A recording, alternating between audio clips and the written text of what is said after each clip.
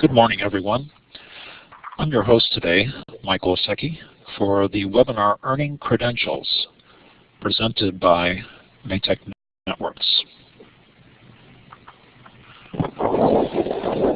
Networks is part of Maytech, a member of workforce development at the Maricopa Community Colleges, funded in part by the National Science Foundation. And we're coming to you today from our headquarters in Phoenix, Arizona, with participants and presenters on the line from all over the United States.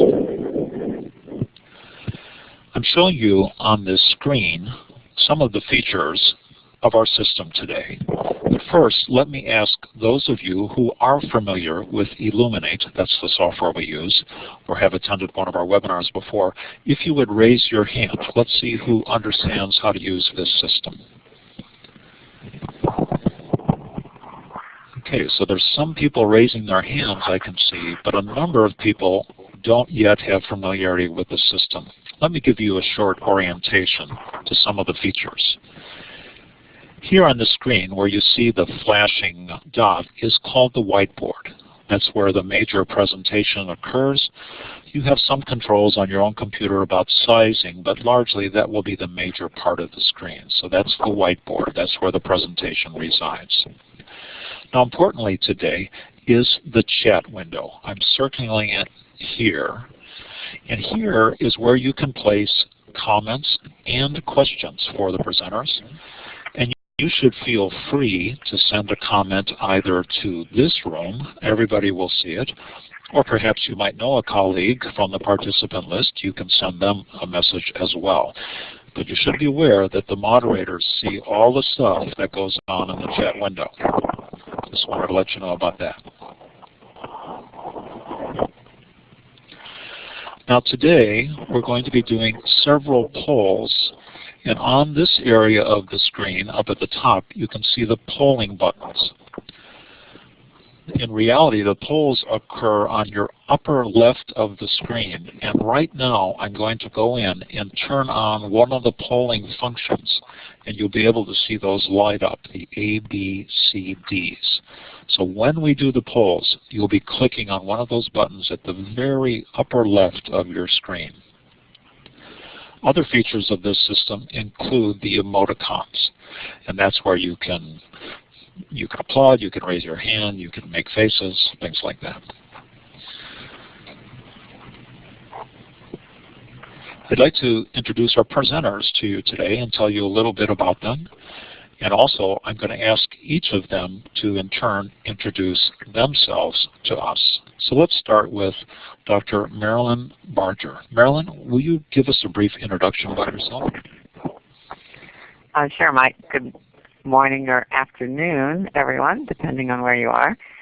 I'm the Executive Director and the Principal Investigator of one of the ATE Regional Centers of Excellence in Florida, FLATE. And we've been working in the area of credentials here in the state of Florida for a number of years, and I'm going to share some of that today. Thanks very much, Marilyn. And also joining us is Brent from the Manufacturing Institute. Brent, will you introduce yourself, please? Sure, I'm Brent Weil. The Manufacturing Institute is a nonprofit arm of the National Association of Manufacturers, which represents more than 11,000 manufacturers nationwide. We and our members are strong supporters of certifications, and I will be speaking to the NAM-endorsed skill certification system. Thank you. Thanks, Brent. I believe you're calling in from Cleveland, Ohio today. I am in Cleveland today. Our home base is Washington, D.C. Thanks for calling in. Rosa, would you please introduce yourself? You're at the Center for Energy Workforce Development, Rosa. Hello, everyone. Yes, I am the Get Into Energy Career Pathways Project Manager and a consultant with the Center. The Center is a not-for-profit consortia of electrical, natural gas, and nuclear utilities that were formed back in 2005 to really focus and help develop solutions to the workforce issue that we will be facing in the energy industry. Thank you, Rosa. And also joining us today is Dr. Richard Gilbert. Richard, will you introduce yourself? Yes. Excuse me. Good morning. My name is Richard Gilbert. I'm at the University of South Florida College of Engineering. I'm also part of the Slate Center, NSF Center, and I am the education coordinator for the Florida Energy Systems Consortium, which is a statewide $50 million program to develop alternative energies in Florida and make sure the workforce is available to service that industry. Thanks, Richard, and thank you very much for joining us today. Now, presenters, let's take a look, presenters and participants, let's take a look at today's overview. We have 4 sections of this webinar. First, we'll take a look at the overall credential landscape. What are the issues? How do we frame the issues of credentials? And then our second 2 sections are really straight from industry, the industry perspective from NAM, National Association of Manufacturers, and from CEWD, what their perspective is for credentials. And then finally, we take a look at innovative best practices of how one can use credentials, and I think really some fascinating ways. The people from Slate and Florida, Richard and Marilyn, will elaborate on their system. So Marilyn, would you tell us what the objectives are for today's webinar? Okay, thank you, Mike. So we're just about ready to get started here, but we want to frame this for everyone. The first objective we have is just to understand what this credential landscape means to us, from various kinds of certificates into degree programs. The second objective is to know what the value added is from industry perspective, and we have 2 industry representatives to talk to us about that today to give their point of view. And third, to identify some promising practices of the model curriculum that Richard will tell us about a little bit later. Okay, so I'm going to take over from Mike and just get started. And to do that, a good way to start is to define what we're actually talking about when we refer to a credential. It has 2, I think any credential has 2 important characteristics. They're here on this slide. They're a qualification or competence issued to an individual by a third party that has some relevant authority or jurisdiction to issue such a credential. So it identifies, gives somebody some qualifications, and by somebody who has some meaning. So that's important characteristics of what they are. And the next slide will have some examples. The one we're most familiar with, many of us, would be the academic diplomas, certificates, and degrees. I won't go into that one. Registered apprenticeship certificates. Those are commonly used with the crafts and trades and involve a work in industry and an actual job in conjunction with going to school at the same time in a very structured program under the Department of Labor. We also have occupational licenses that are credentials. This is covers a lot of different areas, but the common factor is that these are awarded or given when public safety, public or personal safety is involved in the work that the person who has the license is working in. So that would be a doctor, it could be an engineer in our case, it could be a cosmetologist, etc. So any place where you would interact with personal or public safety are generally licensed by government agencies. Next we have certifications from industry or professional associations, and some of those will be what we hear about today from industry partners on the line, so I'll let them talk about that. And then there's some other skill certifications for specific skill sets and competencies. These may be more informal certificates that you get for some kind of training or some activity that you've done. It may not be as vetted as those from the 4th bullet on this list. And lastly, there's a new concept for capturing experience for people, and that's this badge concept. It captures formal and informal competencies. They're going to be housed in an online portfolio environment. And for one quick example, the National Association of Manufacturers has identified a couple of badges for Skills USA participants, and Project Lead the Way students. So those are high school programs that are kind of after school and in-school programs that they see as having value to their industry sector that they're going to, that people will be able to use as recognizing they have some kind of credential there. So we'll see how that moves forward in the next bit. So I'm so sorry. Let's see. So the big question is, why all of a sudden in the last few years are we as educators interested in all these kinds of credentials when we had our standard academic degrees and certificates just good to go? And a couple slides here will kind of point this out visually. Many of us took a pretty traditional pathway through our career, going to school, into jobs, and moving up in and out kind of ladder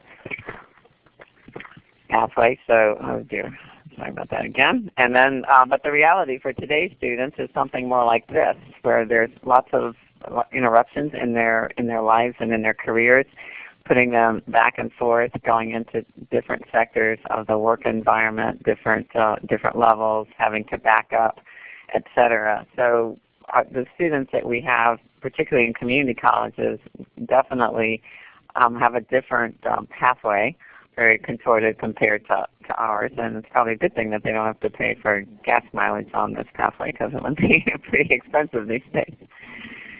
Okay, a couple more slides for background is what really makes a good credential. As we look at the credentials coming up that NAM and CEWD will talk about, there's some important characteristics.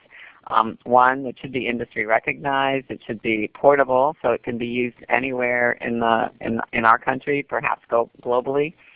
It should be accredited by some authority that knows about the particular subject area with subject matter experts. And it should be stackable. We should be able to move these credentials forward to get more than 1 + 1 = 2 when we add them together. So let's talk about the stackable piece just a little bit. The sequence of credentials that builds a person's qualifications for professional growth and career enhancement. This is kind of captures the idea about stacking those to add value. But the real value comes in adding both in the sequence and in the stack. Where do we get a value? Where do we get additional value from having a number of individual credentials? So I like to look at it this way. As we in Florida particularly have looked at credentials as being part of and being aligned with academic degrees, that credential, looking at industry credentials lining up with and becoming part of degree programs. This is how one of the ways I see the industry credentials kind of coming into play. If they add value to become part of a degree program, and the additional characteristic of a degree program, in addition to technical skills, which would come from the industry type credentials, would be those general education kinds of courses that we add to that add value to it. So we're going to let's see, move forward from here. I think that's just about it. Just a little wrap up. Then why the stackable credentials are actually, and aligning them to academics, are a good thing. It helps define some very clear pathways for our students that are on this maze of a life path that we looked at a few slides ago. Gives them ways to capture their experiences and their training, and then apply it to something that will take them higher up in the academic ladder, when that's where the value added comes. It keeps industry alignment. As academics, this is a great thing for us. It's kind of taken care of. If industry values a particular credential, then we should know that those are important skill sets that belong in our technical programs. And so using our advisory committees, which we commonly do, plus credentials, skill sets, is a really good combination. And it provides multiple ins and outs and pathways to jobs and education. So that's we talked about that also already in a couple slides ago. And now I'm going to turn it over to Brent. Brent, you ready? Absolutely. Thank you, Marilyn. And that's a good introduction to where we are. I appreciate being on this opportunity to speak to everybody on the call. And really, the ATE centers have been leaders in credentials and in aligning academics to those certifications. So we really look at this as complementary to the effort that FLATE and the ATE centers are putting forward.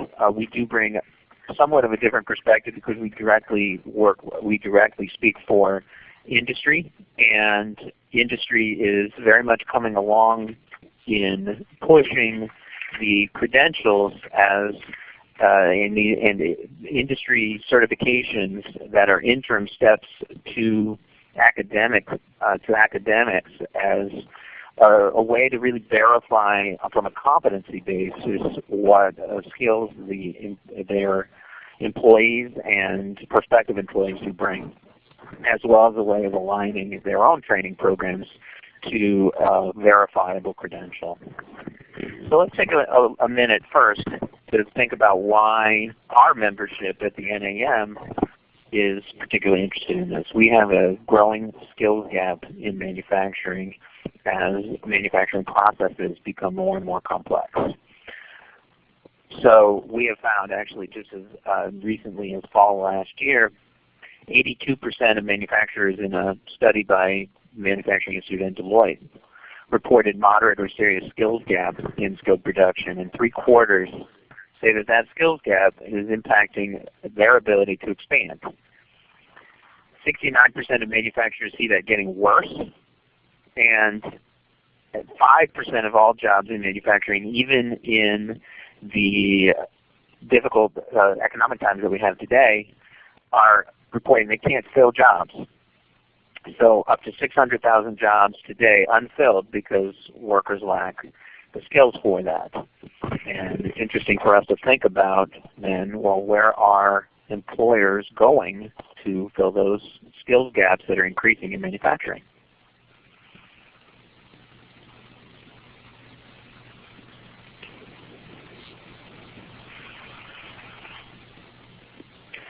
So I think we're going to have a poll.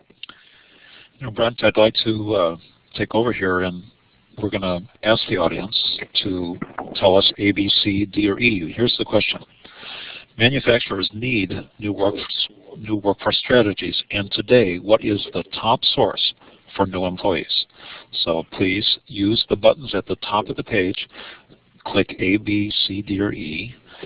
And I'm only going to give you another 10 seconds. You're going to have to make your best guess here. Is it company recruiting functions, word of mouth? Number C is online job boards. Come on, folks, put your questions in there. Make sure you type in your response by clicking on the button at the very top of the page. Is it newspaper ads? Is it staffing agencies? Okay, so please don't type your response in the chat window. Rather, click on the button at the top of the page. Okay, here's the final countdown. 5, 4, 3, 2, 1. Shannon, let's take a look at the thing. So there's the results. Brent, a lot of folks think it's word of mouth, but there's some people that think other things as well. Well, we have a smart audience. The answer is indeed word of mouth is the top source for new employees that manufacturers report really in an overwhelming fashion. Staffing agencies and online job boards and newspaper ads follow behind. I think what's especially interesting in this chart is look down toward the bottom there. We're mostly in an academic environment on this call, and tech schools was down there at 14%, and community colleges at 8%. And so it's interesting for us to think about how we really put ourselves as front and center with manufacturers, understanding that educational environments really are critical to impart the skills that employees need, and we need to make sure that manufacturers know that and know it in a language that they really can understand. As I noted previously, the skills gaps are increasing because manufacturing processes are becoming much more complicated. So it used to be somebody could work on a machine for 20 years, a single machine and almost a single process. And things have completely changed now. CNC machines have become the norm. Individuals may be responsible for multiple machines and multiple operations. And much of that will mean the programming of machines. Much of it will be troubleshooting, even statistical analysis. So even as overall employment fell over the last decade, the number of high-skilled positions actually rose, and it continues to do so. Now we're seeing a turnaround in manufacturing, and for the first time in a long time, overall manufacturing jobs are increasing in America, 400,000 new jobs just in the last 2 years.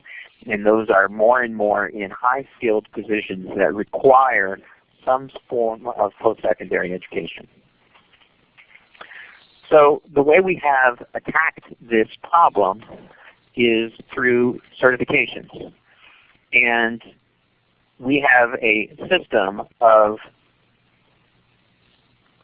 credentials that are endorsed by the NAM for competency-based, customized education and training that meets the needs of the manufacturing workforce. Now, in developing this system, we sorted through more than 450 different credentials, programs, certificates that were out there nationwide in manufacturing processes, and really boiled down those that were national and recognized and established in a way that a manufacturer would be able to latch onto it as solving a need that they had to fill a particular competency. The skill certification system closely aligns with the competency model that was developed in partnership with the Department of Labor, that started with personal effectiveness competencies and academic and workplace competencies to ensure that people are ready for work and ready for college, and then building on that to determine the competencies that were needed across industry. Areas like production, health and safety, that were needed across those, and then building their way up to industry sector competencies that got to occupations that were needed.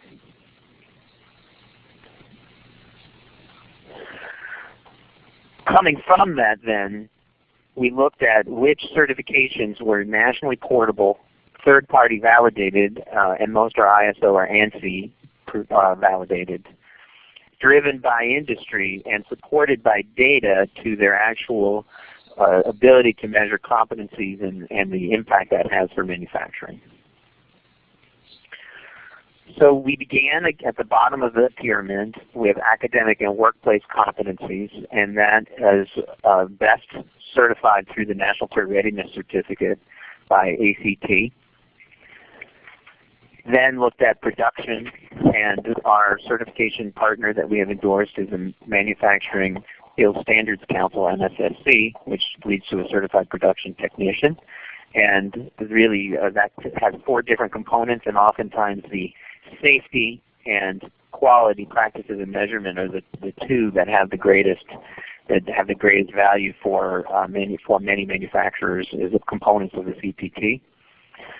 Then looked at 3 key basic competencies that were widely needed across our industry. One is welding through the American Welding Society, machining and metal forming and CNC with the National Institute for Metalworking Skills, NIMS, technology and engineering through the Society of Manufacturing Engineers, the SME.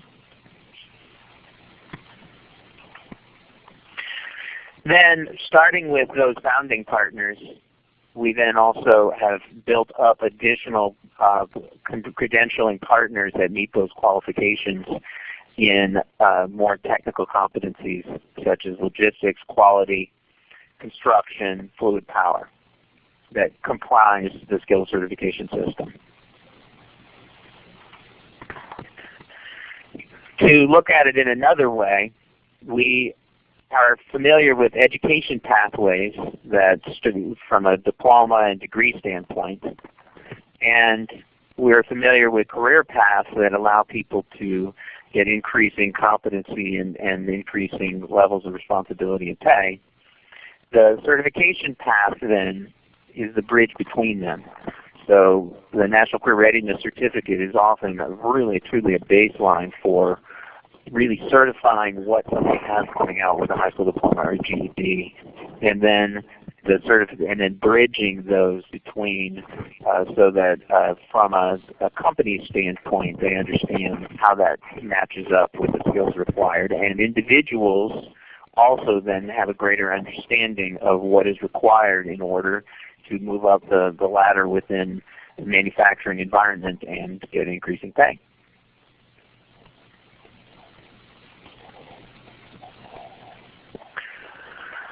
Now the beauty of the skills certification system is that it leaves a lot of flexibility for many different effective models. So we have models that really have focused on articulation from high school to community college, from bridging adult basic education that gives that credits, certificate, diploma, and degree, and tie those together. 4-credit continuing education, integration in 4-credit programs of study that we think is also an important component of the entire system, is making sure that students earn credit along the way. Pre-apprenticeship to apprenticeship, community college to 4-year articulation are all effective models that different institutions have been rolling out. The one example of how this can be effectively used is what we call our Right Skills Now model, which is an accelerated program. We've begun it in machining. It began in Minnesota and is building out in other states. And it's designed to give people quick access to certifications in a 4-credit environment that gives them labor market value, that they can immediately solve workforce challenges in the manufacturing community while allowing them to continue on, while allowing them to earn credit that gives them a chance to work toward greater degree attainment. The skills certification system has been rolling out across the country. We had funding to do so in 16 states, and a total of 36 states now are working toward that, with community colleges and industry associations actively working to put in place certifications in that environment. In terms of things that also are coming up, there is legislation that would require job training and career education programs to give priority to industry recognized and portable credentials. Now, there have been a couple of questions, and then there is for more information on this, you can come to our website at nam.org and you look for Manufacturing Institute. I did see a question regarding the National Career Readiness Certificate. Yeah, let's address that one, Brent. I'm sorry to interrupt you. Let me just remind participants that they can type in their questions into the chat window. And that is an interesting one. There's several folks that have asked about the Career Readiness Certificate, and that particular one says, how do I know what industries in my region, in this case San Luis Obispo, might recognize that or be interested in that? How does one find that out? Am I framing that question correctly? Well, it's an interesting question, and it can be difficult, and I represent manufacturers, but it can be difficult to get manufacturers on board and some of it has to do with the fact that there are many manufacturers. Some of it has to do with the fact that the largest manufacturers often have an extensive training and recruitment program, and it's oftentimes small and medium-sized manufacturers that find the greatest value in the certifications, but they also often are the ones that maybe are toughest to get into industry groups, into advisory committees, So we have been undertaking a like effort to work with employers and educate them about the value of the certifications. And our focus over the last couple of years with the certifications was really to begin in an academic and especially in the community college environment. A, they're often used to working with employers, and B, they have some of that, and B, really focus on making sure that there were successful outcomes there and that colleges were adding people to the pipeline in a way that businesses would be able to latch on to. If businesses started out by clamoring for something that the education system wasn't quite able to deliver, we thought that would be maybe a detriment to our efforts. The more companies are valuing the National Career Readiness Certificate and other key certifications such as the CPT, and we're going to see that increasing over time. And one of our major efforts is to have employers specifically ask for those credentials in their hiring and recruitment processes as a preferred means of hiring, and companies are beginning to do that. I guess that was really the question too of a second participant is, are companies really valuing this certificate? I suppose, am I correct that it's largely an introductory level sort of thing? But as you say, there do appear to be some value there, or at least a movement in that direction. Is there a listing of companies that say, okay, these are the certificates we endorse? That maybe that doesn't happen yet? That hasn't happened. That has not happened yet. It's a good idea, and really, our focus is going to be, we're really working on making sure that businesses start understanding which colleges offer the certifications that they're looking for, and to be able to go that way. It's a bit of a dance when it comes to these credentials and the supply and demand. If a lot of companies say that they are afraid to ask for a particular certification because they're afraid they won't get anybody. Yes. And so a lot of times it's almost like a dance. So the college has to take one step, or other partner that's issuing credentials has to take the first step of getting people in a pipeline program that way. And then it really is, but we recognize it's up to business to step up to the plate then and also do their part to make sure that the outcome is rewarded by internships and the hiring of people that do meet those certifications, and those are efforts that are increasing across the country. Good. Brett, there's one more question, but I think I'm going to hold that because it's sort of related to potential for using things like the career readiness as well as other instruments as placements at community college technical programs. But let's come back to that a little bit later in the program. Why don't we move forward now and ask Rosa to give us the perspective from the Center for Energy Workforce Development. Rosa? Sure. Okay. As I mentioned, the center is focused on addressing workforce issues. Brent talked a lot about the manufacturing skill gap that they have. Well, in the energy industry, we have a similar gap. But the gap is the fact that we're going to be losing over 50% of our workers over the next 10 years. And that's why CEWD was formed, was to really leverage and start to work together with our member companies. We represent 75% of the energy employees across the United States. And so how do we work together and start to create tools to really develop the pipeline for tomorrow's energy workforce? So our focus is really around career awareness, education, workforce planning and metrics, and then structure and support.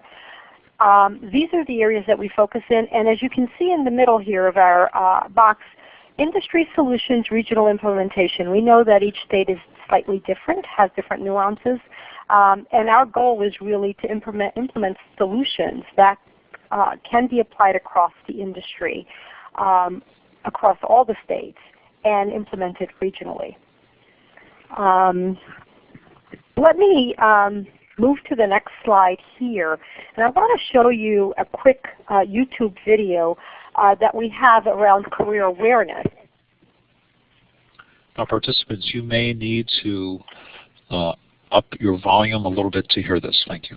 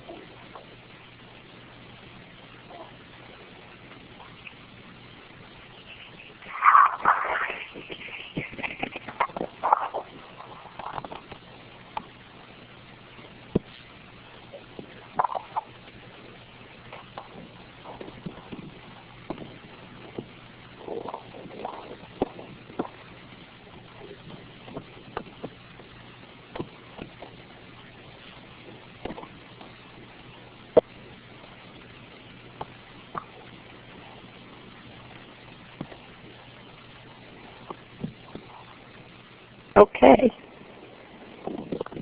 Thank you. Okay, great. All right, so this is one of the issues, obviously, for the center and for utilities is really to begin to build this pipeline. And these videos on our Get Into Energy Career site really provide some good background and knowledge around the requirements of the job, give you a good view for a variety of audiences, and it's focused on youth, military, women, transitioning workers, etc. We started back several years ago when we pulled together this competency model, working with the Department of Labor as well as industry to develop a model of what is it that's required to work in the energy industry. And so as you can see, we've got an 8-tier model. Tiers 1 through 3 are foundational skills. Tiers 4 and 5 are more specific to our industry. And then 6 through 8 are very occupation and job specific competencies. More information on the competency model. We've got a lot of detail behind this. Can be found on the CEWD site. Take a quick poll now. I'll turn it over. Mike? Thank you, Rosa. So audience, again, now we know how to do polls, so we're going to click our A, B, C, D, E, or at the very top upper left of the screen, and here's the question. What's the most valuable credential an energy workforce technician can possess today? Is it the Career Readiness Certificate? Is it a CPR certificate? Is it all credentials aligned to competencies of the job? Please type in your responses. Is it number D? Or if you're not sure, that's probably me, put in number E. So you get, let's see, how much more time should we give you? How about 5 more seconds to make your best choices? 5, 4, 3, 2, 1. So Shannon, will you show the results? Look at that, Rosa. Most people think it's number C. Great. Smart audience. Okay, that's awesome.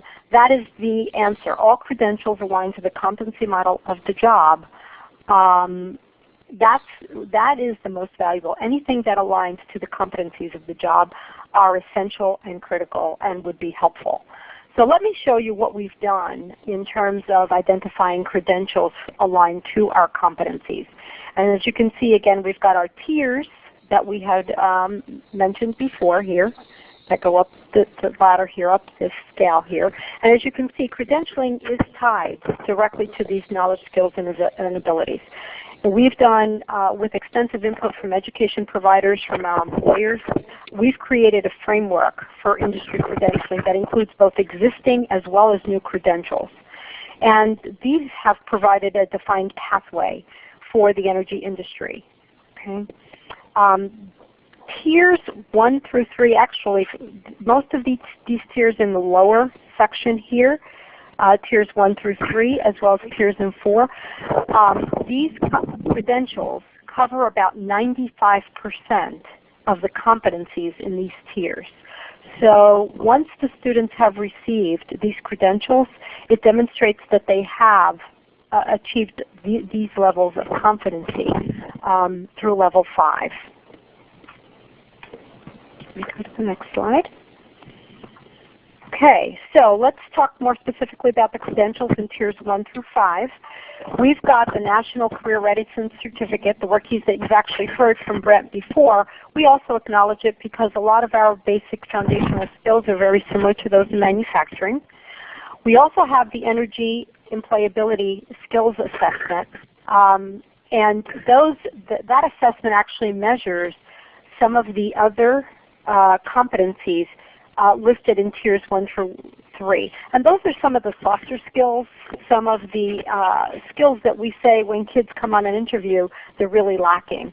And so we felt that it was a great idea to actually assess students and provide them with remediation if necessary in some of these areas. It is a Skills USA employability skills, and what we did, we actually modified it to include some technical competencies so that they completely aligned to our competency model. And so Skills USA employability skills with the technical components is now a new assessment focused on the energy industry.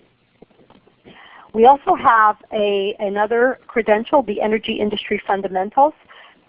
Curriculum is now available, and that Energy Industry Fundamentals measures and is aligned to tiers 4 and 5 of our competency model, and it's very specific to the energy industry.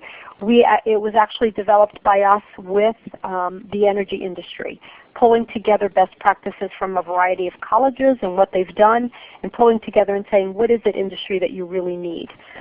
It is an ANSI accredited certificate available to approved providers. CEWD manages and oversees the accreditation and the certification of those folks. Why a credential in Energy Industry Fundamentals? We thought it was really important to ensure that there be a credential that is aligned to the understanding of industry as a whole. Very often in the past, students would learn a specific job, and that's all that they would learn, and they'd go into that position only knowing that siloed piece of the business. We feel, and the industry feels, that it's very important and very valuable for a student or a worker to understand how his or her job fits into the big picture, how the utility makes money, how the energy industry works, and that credential is very beneficial for the student and the worker. It is recognized by industry, by our member companies across the United States, and it was developed with their input. As you can see, tiers 6 through 8 is the top of the pyramid that we showed you earlier, and students get further credentials. They can either get a boot camp, and there's as you can see, a line worker boot camp, there's a gas technician boot camp, or a nuclear boot camp. There's 3 of them where they receive certificates and then can be hired into the organization as an apprentice and participate in apprenticeship programs. For other positions, it would be an associate's degree, and there's a utility technician as well as a non-nuclear. And let me show you, as well as a nuclear degree. And let me show you what jobs. And as you can see, each of these credentials line up to different positions. You have the line worker, and for an associate's degree, there's a variety of different positions. well as a boot camp here, so you can see the different jobs that students or workers would be able to go into after obtaining these credentials. One other thing that we just did recently was created this roadmap for folks. And again, we've got these available. This roadmap is available both for workers, for students or workers, and also available for educators and industry. And it's interactive. It is available on our site. But a student can start here and work his way through saying, okay, if I get a high school and a diploma, and once you click on here, it provides you a lot more detail. Here are the credentials I can earn to then get me into this line worker position, line helper position. Once I get into this position, I can then grow within that job, and it shows the growth potential for this worker with average salary, amount of time that it might take for them to move from one level to another, and the various credentials that they would be able to obtain that would help them with that growth. So here's an apprenticeship. With an associate's degree, they can then move on here to a senior level crew leader. And then if they want to become a supervisor, a bachelor's degree would be helpful in moving them to the next level, making $85,000 a year, and that's on average. So again, the career path. And right on the same model, what we've done is also offered, okay, here's some of the job functions. What will you do when you're in these job classifications in the whole career path, so that a student starting off here can determine, if I want to become a supervisor, what's the role of a supervisor? What do they do? Or what does a senior level crew leader do? And then what are the competencies that I'll need to be able to get there? Okay, along with the credentials. So we have found, we currently have a Get Into Energy Career Pathways pilot where we're testing these credentials. And one other thing I want to mention around NCRC, that was a question that was asked a little while ago with regard to the NCRC being recognized for placement. We use the NCRC to measure the student's ability to continue on a technical career path. And so in our pilot right now in 9 states, we are testing the NCRC prior to enrollment into either a boot camp or a college program to ensure that they have the right level of math and reading comprehension to be able to continue successfully in the program. Because all our jobs are very technical in nature, we want to make sure that they have that foundational skill and ability to be successful and not struggle with the content when they move into either a boot camp or a college program. What's next? We're hoping to integrate some of these credentials onto the military side. We also have a Troops to Energy Jobs pilot that we're running currently, and we're looking at credentials for the military. We're looking at prior learning credit for the military training that the military vets might have had in the military.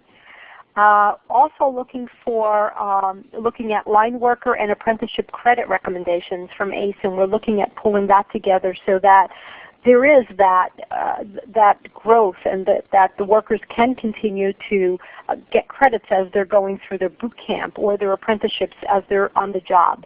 And they get college credit and then can continue to get those stackable credentials while they are working. We're looking at articulation frameworks, and then also looking at creating energy as a career cluster. And we've got 1 state that has it already in place, 2 states, which is Florida already has it. Georgia and Indiana are currently working with their states to establish energy as a 17th career cluster. Here are the states where we have our consortia. As you can see, we've got, I believe, over 32 states that are currently either have a consortia or a planned consortia. And these are where our member companies reside. I'd encourage you to visit www.cewd.org for more information. A lot of what I've talked about today is available and is there for viewing. Thank you. Thank you, Rosa. I want to take a pause for a moment on the next slide and forward a couple of questions to you. And one of them that came up, one of the participants, and it was just on your last slide too, it was about the vets, people coming out of the armed services. Community colleges have now, well, they always have, but in the last couple of years, they've had a lot more emphasis on veteran programs, and it's gotten to be a big thing. Department of Labor is heavily funding programs like this. So could you tell us a little bit more? You mentioned you were looking into them, especially this idea of credit for their experience. I mean, give us some of the thinking that you have there. Okay. We are just starting with that. We've got a pilot in 5 states and 5 of our member companies that are piloting the entire process. Our hope is by the end of the year to have this template ready to roll, and that it can become a national template. But we are looking, there's a couple of things we're doing. We're looking at MOSs and MOC codes from the military, and looking at our jobs and clearly identifying that if you've got this MOS, these are all the jobs in the energy industry that you can do. Because energy does not have a career cluster, the DOL, when you go in and type in an MOS, you're not going to get energy jobs specifically. And so what we're focused on is really identifying those jobs in our industry that a serviceman can come in, or a woman can say, this is my MOS, what are the jobs in the energy industry that I can do? And right now there's nothing out there that really correlates them. So that's a body of work that we're doing. The other things we're doing is actually looking at the educators or the colleges in the states that we're working with, and working with ACE to really say, okay, let's look at these MOSs, the education, the training that they received in the military, and how do we provide college credit and make sure that they get the largest amount of college credit that they can get coming in, and also helping veterans navigate through how do you create a portfolio of your experiences to get that to the college so that they can evaluate that for college credit. And so we're just starting to work on that, just the beginning of it. And our goal is by the end of the year to have something in place that can be a national template that can be used by all our member companies. I think a lot of us see a lot of value in that effort, so we're looking forward to hearing more about that, mostly because I'm at a community college as well, and we get a lot of direction, well, not direction isn't the right word, but strategy, saying this is the sort of strategy that we want to be partnering with industry to make these sort of things happen. So this is a good thing. I hope we can keep connected about that. I have one other question. There's a lot of discussion also at colleges about how to deal with displaced workers that might have come from an industry that's shutting down or got overseas or offshored, I guess. Suppose, what's the best entry point? Let's suppose you've got a person that's got 10 years of pretty good hands-on mechanical sort of experience. Are they going to come in, you think, perhaps as a line worker, or are there other options for them? Where would a displaced worker with some fairly good solid mechanical skills come into the energy world? They would probably have to come into the an entry-level position. But again, if you looked at those salaries, and they can move fairly quickly through the organization if they've got some other additional experience. The value of working in a utility, you come in and you can progress pretty quickly through the organization. And as you get additional credentials, you don't even have to stay on the same career path. You can actually shift within the organization. I worked for a utility for 20 years, and I started off as a clerk. The opportunity for growth and movement within the organization is tremendous. And I would say transition workers, once they get in, a boot camp could be anywhere from 8-week certificate. They can go to a boot camp for 8 weeks and obtain the certificate that they need to be able to get into the organization. And they can stay as a line worker. But once they're in, if they feel that there are other areas that they can move into, and if they have the mechanical aptitude, there are pre-employment testing that we provide. Yes. But if they pass that, they can actually move into other areas within the organization. And the companies do provide apprenticeship training within the organization. So very, very easy, especially for someone who might have the mechanical capability and ability. That 8 weeks, that isn't bad. I mean, if you say to someone like you invest 8 weeks here and you've got to start, that's not bad at all. It is not. You know what I heard about line workers, and you can help me. It says it's all about climbing poles and digging holes. Is that right? Absolutely, and climbing poles that is one of the biggest issues, and that's why the boot camps have been established. Boot camps were not in existence years ago. Students would just be hired right into the company, and then they would go through an apprenticeship and learn how to climb. The problem was you ask somebody, can you climb? And they said, absolutely, yeah, sure. Not a problem. And then when they have to climb the pole for the first time, they can climb up to a certain height, and then that's it. And they're not able to do it, and we'd lose 60 to 70% of the students that way. And that is why the boot camps are very helpful in really providing and screening out those that won't be able to make it, and really teaching those that want to and can at least to climb, which is a big issue that we face. You know, I suppose that has a lot to say for credentialing, right? If you have a credential, that means you can climb a pole. Credential, we know you can climb the pole, absolutely. Okay, well, I didn't mean to divert us into that, but I think it's a fascinating aspect of the job, and this is a very interesting approach to the way that you're doing things. So thanks, Rosa. We'd like to come back to you with perhaps additional questions towards the end, but let's transition now to our next presenter. I'll go ahead and move us forward. And Richard, will you tell us more about the Florida Plan and engineering technology education? Yes, thank you, Mike. I appreciate the opportunity to share this with you and show how Florida is tackling the problem of merging the world of industry-based certificates with the real realities in a statewide public education system. Florida is developing this with a partnership, and the partnership is with the Florida Department of Education, with the Florida Department of Labor, which is called Workforce Florida here in Florida, the statewide manufacturing association, and the various regional statewide manufacturing associations. And perhaps I should have put it at the top of the list. The major players are the major manufacturers throughout the state for feedback and input. Okay, if we take an approach to Florida from the moon and start flying in, we can get a pretty good high altitude perspective of the AS Engineering Technology degree. It's a 60 semester hour degree. It has 3 platforms: a general education platform, a ET core, engineering technology core, and specializations.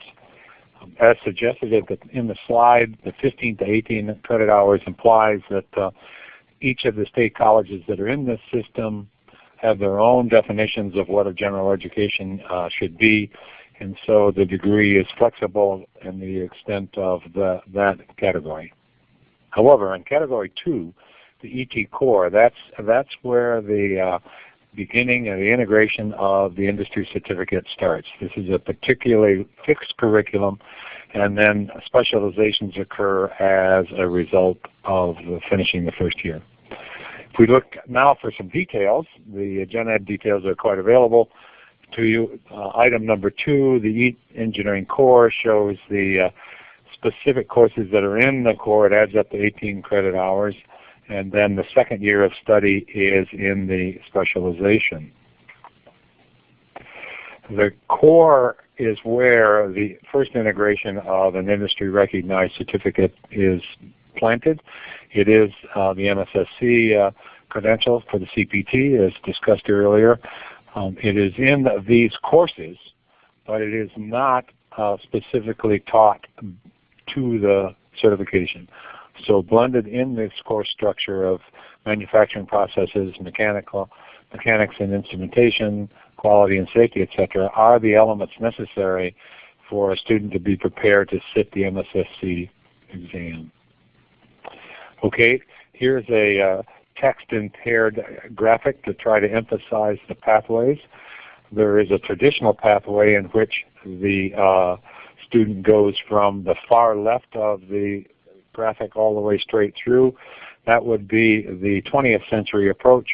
That's probably, at least for me and certainly for Mike and a few other views, we left school, we entered college, and then we proceeded from left to right. The 21st century view, however, is from the top down. There are many options now available for students to join that orange-colored arrow and proceed into the first year of study, which is the maroon base. One of the options is to just keep going straight down the graphic and go directly to work, or they can turn right and proceed along the path indicated to the right. The next slide provides more details. The print's a little fine, but it's a structured program, and the devil is in the details. And you'll see here that picking up where I left off in the far left graphic where it says GED and the high school graduate, that's still the classic image of a high school student proceeding in from the left and generally going towards the right. The option of going after 1 year of study is available, and they would drop down out of the picture with the MSSC certificate. The top view from down with the orange color is to indicate the other pathways. You can see that there is apprenticeships now, workforce background, technical schools, high school academies that are particularly strong here in Florida, and high school tech programs, which also are available in some of the Florida school districts. Here, there is some advantage to having the CPT, the articulation. Those students can enter into the blue space, which is the 2-year curriculum, go straight down to the bottom in 1 year and go to work, or proceed to the right and finish off the program.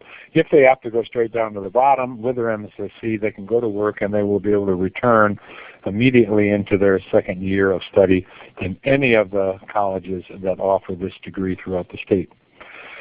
Okay, so let's take a look at, let's get a little personal using the Facebook famous characters. The person on the far left is a high school graduate or the equivalent. He has no technical background and he wants the AS degree. So he is the classic person that would go from left to right in the graphic I showed you in the previous slide.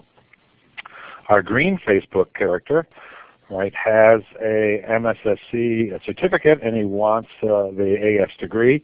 He adds the pathway options. He can, of course, go straight down to work as suggested before, or immediately go into the second year of study for the specialization. The third person on our story, and that's the second from the right, that person is I have a need, I want to get a job, I need some skills, so they would enter without a technical program background. They want to just get the MSSC and they want to get to work as soon as possible. So this person could be at work within a year or less, depending on their intensity. And of course, then the last person could be any of the three, but it's fundamentally someone who has the intent of proceeding on into a 4-year program, which they can do through the Florida plan here in our state. Okay, now many of you might recognize this as being the subway system in Frostbite Falls, but it's also the quick abstract mapping of the routes. The green route is coming in with some credential and proceeding directly through to a degree. The blue route shows the classic student going through high school 2-year program and then out to work.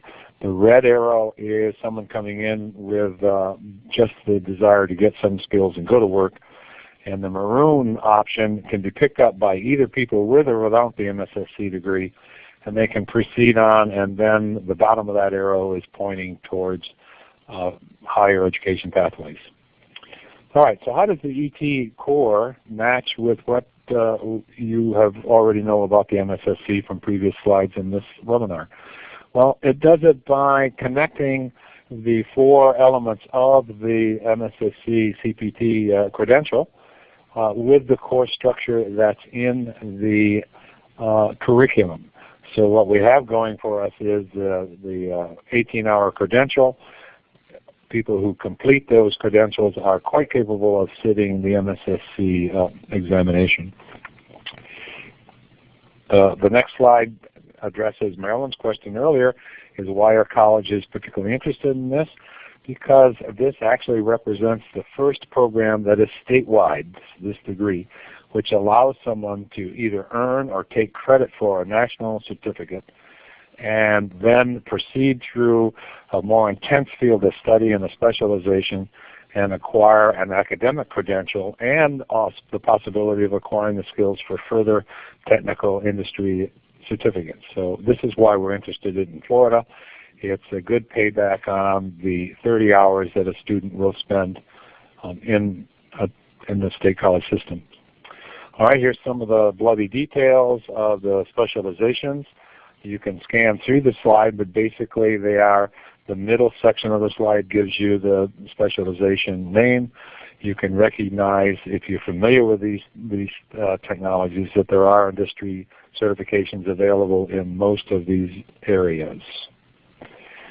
This gives you our network. The chart provides the specialization and connects it to a college in the state. A little map, I'll show it to you blown up a little bit later, but it shows you the places in the state where the specializations. All of these colleges offer the engineering technology degree. All of them offer seamless articulation back and forth.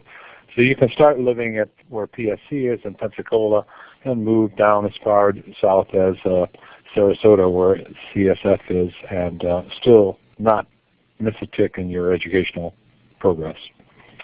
Okay, as I suggested, you can go into the specializations, and in addition to the MSSC, you will learn the skills that may allow you to set for credentials associated, other industry credentials associated with those fields. The next slide is what I promised, a bigger blow-up of where the program is, and there is a sort of an open space down at the bottom of the state, and that probably will have 1 or 2 colleges coming online this fall offering the degree along the east coast, southeast coast of Florida. Now returning to some of the slides that were provided earlier, they gave you the NAM structure. Here's how it fits into the Florida plan and the ET degree.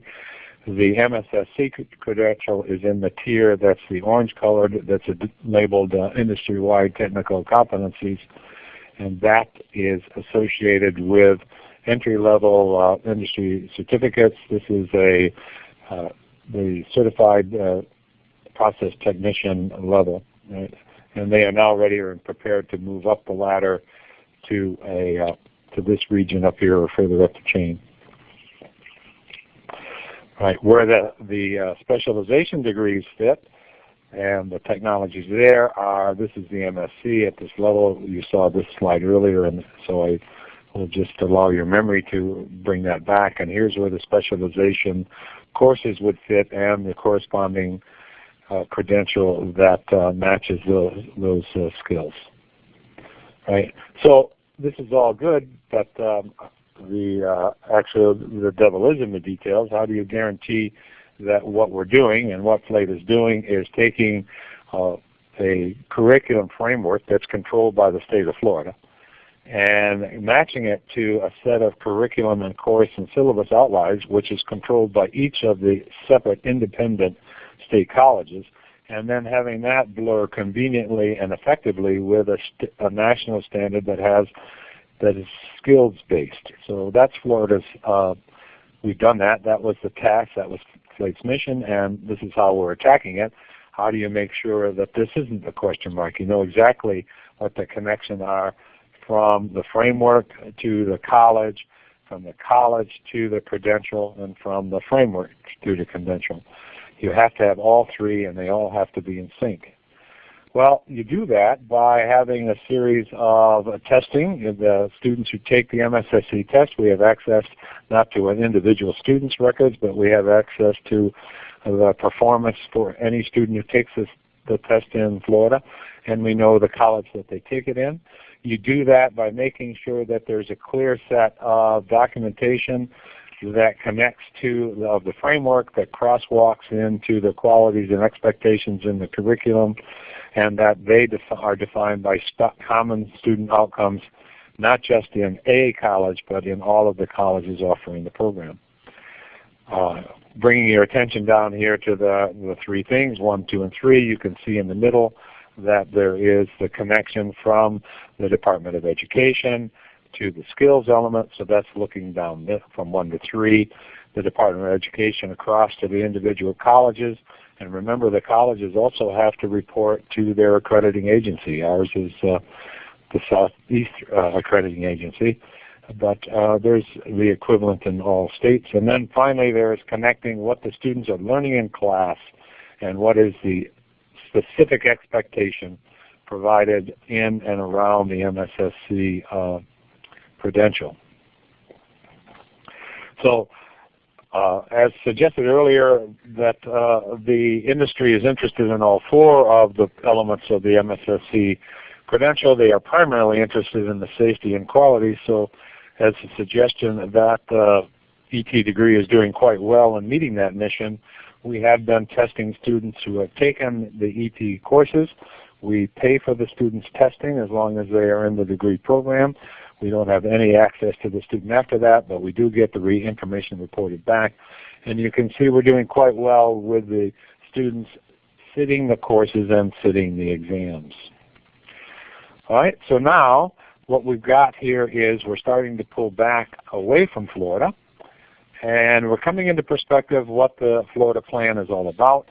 It's about putting the system in place where degrees, AS degrees, can be provided statewide, and then they are surrounded and controlled by, first, is there a need? And then if there is a need, is the need assessed? And then after that assessed, what's the industry response to that assessment and how do we change that? And then the program has to be implemented. If you're in a 2-year or state college system, this is not an easy means. If you're in a state college system where each of the colleges is autonomous, that's one level up of complication. But after it's implemented, then you have to validate not just the program, but you have to validate that the college is producing the same expectations out of their students all across the state. So the AS degree is in the center with a continuous improvement cycle that begins with this assessment of need. It's followed by the industry review, the structured implementation, and then the validation of the degree program that seeks to enter its place in the Florida plan in the middle. You know, thank you, Richard. It's a very comprehensive approach. I know you guys have been working on that for a couple of years. We've got a couple of questions that have come in about this. Let's hold on for just a second, and I'm going to ask those back to you. Before we do the questions, let's take a moment to review today with the participants what we had hoped to achieve as our objectives. I think number one, I tell you, from my perspective, I've got a better understanding of the credential landscape and the whole slew of things, including this new concept about badges. And then number two, hearing from the Manufacturing Institute and from CEWD gave me a good perspective of the value add that industry sees. And then finally, Richard told us a bit about the practices and models that they're using in Florida to make this actually happen. So I thought that was an excellent approach to doing this. Now I'm going to encourage any final questions that you might have to type them in at this point. And I'm going to take one right now, and then as we discuss, feel free to put in any questions. And it's interesting because I wonder about this too, and perhaps Richard or Marilyn or Brent or Rosa, you can respond to this. I'll start with you, Richard. Can a student in high school get an MSSC certification? Are you aware of any programs like that? Yes, they are. As we suggested here in Florida, the Florida plan is integrating all the way from high school through the state colleges and, in fact, articulating into the 4-year engineering technology degree.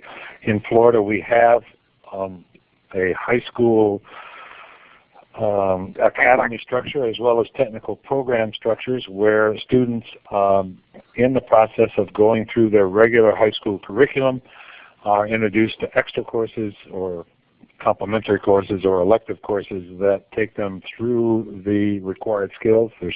Some of the schools actually have hands-on. And in fact, that's one of the gems of this program. The student can sit the MSSC exam in high school. It's the student's characteristic to pass the exam, but if they do, then they are no different than a worker, a seasoned worker who comes here from Oregon. They can enter any of the state colleges who offer the ET degree, and they will, after they meet the general education requirements, like the Monopoly Board, jump immediately to year 2 and focus on the specialization. So this is, in fact, as you said, Mike, anywhere in the country. Yes, it's everywhere in the state of Florida and nowhere else in the United States. I think you're right. As far as I know, is that right, Marilyn? This is a leading thing for Florida. As far as we know, it's the only state that does this. So to put your view back onto the our pathway diagram, all of those arrows coming in from the top are different ways to get the MSSC, and there were 2 arrows that were from high school, career academies and tech programs. Yes. I happen to have 3 high school teachers right now who are all teaching in programs that prepare students and have the students take the MSSC test while they're in their high school career academy for manufacturing or engineering. They have different names, but they've done an alignment with those programs, and the students are taking those tests in the high school programs. So this puts us back in that validation loop. The one thing FLATE, one of the additional things FLATE is doing is making sure that the instructors in these programs, in fact, have the professional development to meet the needs of the MSSC, and that's actually what's happening right here as we speak on the Brandon campus right now. You know, I've got 3 participants that asked the same question. Did you say that you pay for the test? What I said was for students that are enrolled in the engineering technology AS degree program in any of the programs in the state of Florida, we do pay for the testing for them to take the test. And in fact, I think we also help support some of the high school to do this too, so that we can get the data set that we need to confirm the validation. So the answer to that, with that caveat, is yes. Pretty good. And I'll add. Yeah, would you, Brent, please? Yes. At Manufacturing Institute, that we have found that colleges that implement the system, that the actual cost of the test is not a major impediment, and most of the certifications are in the area of $20 to $30 per participant, and we urge that colleges embed those fees within tuition and lab fees, and many students would then be able to cover that through a Pell, through Pell, and then it makes a big difference to overall rates of taking those tests if they're embedded within, and students aren't asked to pony up more to be able to get the certification that should be a natural result of their coursework. That's a good point. Just build it right into the system. Don't make it some extra hoop to jump through. Right. Rosie? That probably will. Florida. Yeah, that will probably happen when we close out our validation piece and move it to something that's more sustainable, that will get the colleges to build in the cost. The important piece here is we have to, we're trying to jumpstart all of the stakeholders, which are the students and the educators, and the buying in the industry people to hire those students. Brent mentioned that, I think, earlier about they're afraid if they say they want a credential that they may not be able to find the person with the credential. Yeah. And so part of our effort is to try to jumpstart that by making sure that colleges start to buy into the system around the state, since we're not talking about a single college.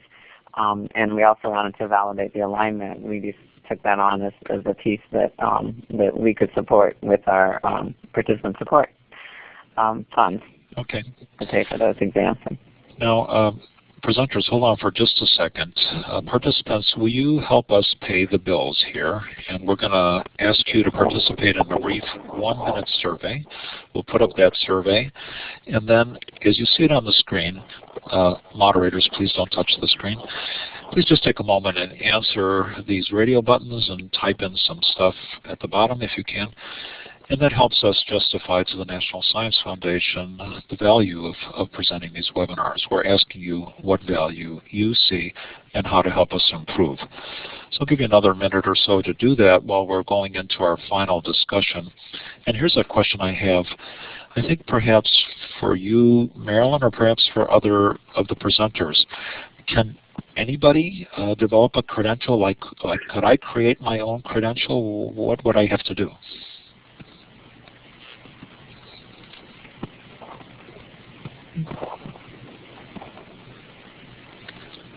Marilyn, are you still there? Oh, sorry, I wasn't there for a second. It whipped off, and I just heard the end of the question. Could you repeat it? Yes, I can. I don't know what happened. Yeah, it's one of those glitches, I guess. Mm-hmm. Can anyone develop a credential? Could I have the Mike Lasecki credential of some? Oh, you can. I'll be the first one to sign up. I'll give you a special discount. Yeah. What are the challenges? But remember, the credential has to have for it to have value. It has to have some of those criteria that I talked about actually at the beginning. You know, it needs to be validated by industry or a business sector that says it has meaning. Otherwise, nobody's going to come around and get Mike's credential. It also has to be housed in, for that to happen and for it to be accredited, it goes through some rigorous ANSI type reviews and processes where they make sure that the test questions are fair. They make sure that the test questions are removed from the organization and training if those same organizations do both training and testing. Lots of protocols for how the actual testing environment is implemented at whatever testing site. So all of that is part of the credentialing business, and it takes quite a lot of time to make sure your processes are in that, fit some of those criteria, as well as the content being valuable to industry. Good. I guess it's that validation step that's not so easy to do, and I saw some of your slides that talked about getting that data. So, and also Richard saying that if you pay for it, you'll get more people to get that data. So I could see the circle there. I'm going to give people just 10 more seconds, your final chance to hit the buttons here and tell us how wonderful or whatever you thought of the presentation today. So let's count down. 5, 4, 3, 2, 1. Let's go ahead and close the presentation, the survey. And this is important because several of the presenters have, participants have asked, can we get some of those slides? And the answer is yes. To get the recording and the slides, you just go to maytechnetworks.org and you search Webinar Earning Credentials. I have to tell you, though, we're right in the middle of a software upgrade and the system is running really slow these last couple of days. So wait till early next week. We'll send out a reminder for you to do this. And I bet if you sent an email to Richard Gilbert and he said, I'm really interested in that big subway diagram that he had, he might actually send it to you. So access this recording. We have upcoming. You get the squirrel. Yeah. You get the squirrel with the diagram. Yes.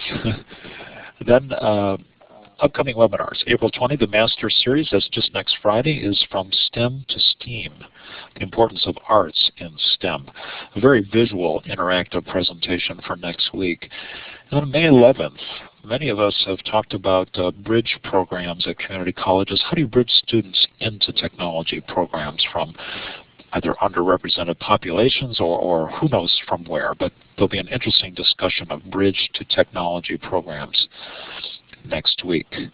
If there's one conference that you should attend that will help you in the area of workforce development and connections with industry and best practices, you ought to come to Denver in July. Join us for the High Impact Technology Conference. You can see the URL right there, highimpact-tech.org. About almost somewhere over 500 people will be attending that conference. A lot of sharing going on there. So there's a good place to spend your pennies. If you'd like a certificate that said you attended this live webinar, just go ahead and email Shannon Payne at domail.maricopa.edu, and we'll paste that link into the chat window in case you didn't catch it. I want to thank you for attending the Maytech Networks webinar, and I'm going to cycle back now through our presenters. And yes, thank you. Please give a hand to our presenters. Let me ask you, Brent, for your perspectives, did you hear something interesting today as you listened to things? Anything that struck you as a final closing comment? Well, I think it's interesting the degree of alignment is coalescing around the notion of credentials and recognizing the importance of industry in defining it. So I certainly was pleased to hear about all the models that are out there and how they are aligning around those efforts. Good, thanks, Brenda. Thanks for your part too. Rosa, how about from your side? You think there's, your workforce in energy is facing some real challenges. Some of the things you heard today, I've got some encouragement for the future on this. What do you think? Absolutely, absolutely. I see a lot of alignment in terms of the work that both the Manufacturing Institute is doing. What's being done in Florida is absolutely wonderful. And again, keeping industry involved in the loop, keeping them at the table, getting their input, having them drive. And we strongly believe that industry needs to drive this, and if we can get industry to drive it, those credentials will be aligned, and there's a win-win all around. And so, I see tremendous. I'm really pleased with what I heard today. Thanks, Rosa, and thank you for joining us too today. Richard, let me ask you for a comment in the following sense. You've done a lot of work in getting the colleges to go along with this, all of these things that have happened in Florida. What was the one biggest challenge that you faced, like high-level administrators or money? What was that one challenge if you had to tell somebody? If you're going to do this statewide, you have two choices. You start from the bottom and work up, or the top to work down. I think we would recommend you start at the top and go down. You go directly to the Department of Education. We've been working on this 6 years, 7 years. We've spent the first 2 years over and over again with the Department of Education, because they are the ones, if it's a statewide driven mechanism, that hold the structure of the degrees.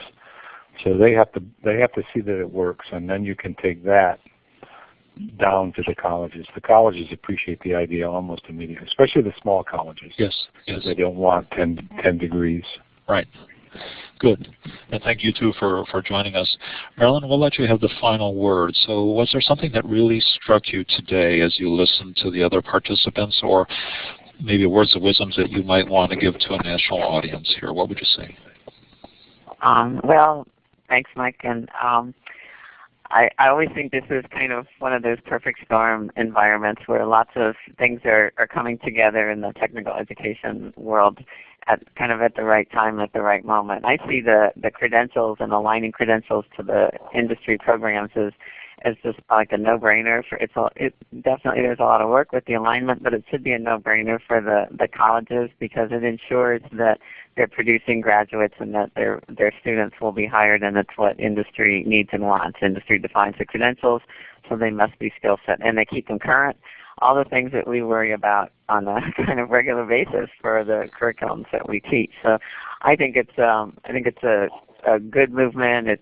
There's a lot of grassroots efforts in a lot of different places and a lot of different technologies that we think are going to continue to have momentum. And this may just be the way of work in the future and not just be a trend, which I happened to think at the beginning when the credentialing thing started impacting education. Yes. Oh, great. I appreciate it. And also, again, Marilyn, thank you, and to your co-presenters for the opportunity today. Participants, let's click on the applause thing there. You can see it there near the emoticons. Let's give a final round of applause to our attendees. Presenters, thank you again. And that officially ends our webinar for today. Okay.